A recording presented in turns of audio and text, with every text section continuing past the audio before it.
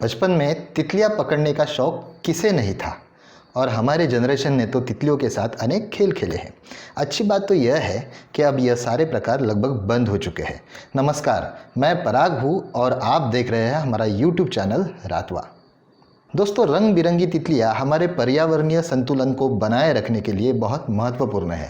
हमारे खेतों में उगने वाला अनाज तितलियाँ और ऐसे ही अनेक प्रकार के कीटों से होने वाले परागीभवन के चलते ही उग पाता है। यही नहीं तो तितलियाँ और पतंगे अनेक पक्षी, सरीसृप और कीटों के लिए खाद्य का स्रोत भी होते हैं। तितली और लगभग उनके जैसे ही दिखने वाले पतंग, अंग्रेजी में जिसे मॉथ कहा जाता है, इनमें अंतर करना कई लोगों के लिए मुश्किल हो जाता है। आज का हमारा विषय यही है।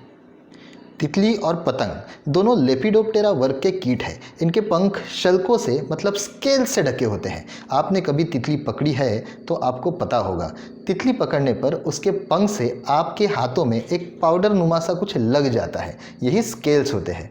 वैसे आपको बता दूं, तितलियां पकड़ना कानूनन अपराध है। इनके बाह्य रूप को ठीक से देखने से हम आसानी से तितली और पतंग को पहचान सकते हैं। तितलियों के सर पर जो एंटीना होता है वो फिलामेंटस मतलब रेशेनुमा होता है। इसके सिरे पर बल्ब मतलब फूला हुआ हिस्सा होता है। वही पतंग के एंटीना परदार दिखते हैं, जैसे कि यह घने बालों से ढके हो, या यूँ कह सकते हैं कि पतंग का एंटीना पेड़ की टहनी पर लगे पत्तों की तरह दिखता है। एंटीना में कीमो रिसेप्टर्स होते हैं, जिसका उपयोग इर्द गिर्द के पर्यावरण की केमिकल प्रॉपर्टीज समझने के लिए होता है।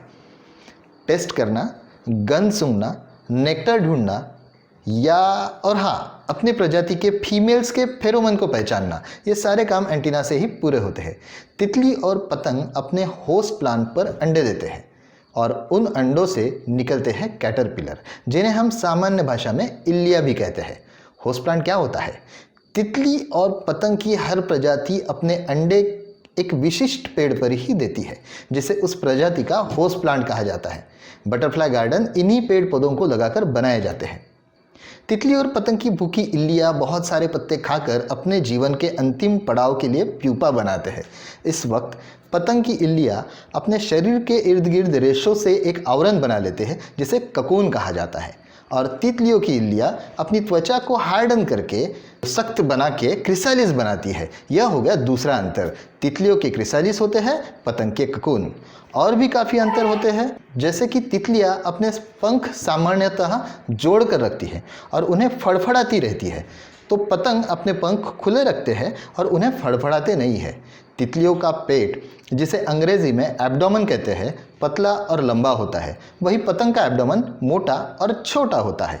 पतंग का एब्डोमेन स्केल से ढका होता है, जो रात के समय पतंग को गर्माहट देते हैं। तितलियों के एब्डोमेन पर स्केल्स नहीं होते। वह अपने पंख के स्केल्स से सोलर रेडिएशन एब्जॉर्ब करती है। यही कारण है कि तितलियां दिन में और पतंग रात में विचरण करते हैं। ऐसा होते हुए भी पतंग की कुछ प्रजातियां दिन में तो तितली की कुछ प्रजातियां रात में विचरण करती है। हमारा भारत देश तितलियों की लगभग 1400 प्रजातियों का घर है। वही 10,000 से ऊपर मॉथ्स की प्रजातियां भारत में पाई जाती है। दोस्तों, इस वीडियो में दी गई जानकारी आपको कैसे लगी, ये कमेंट करके ज़रूर बताइए। मैं आपसे यूं ही मिलता रहूँगा किसी और दिन किसी और विषय के साथ। तब तक के लिए नमस्कार।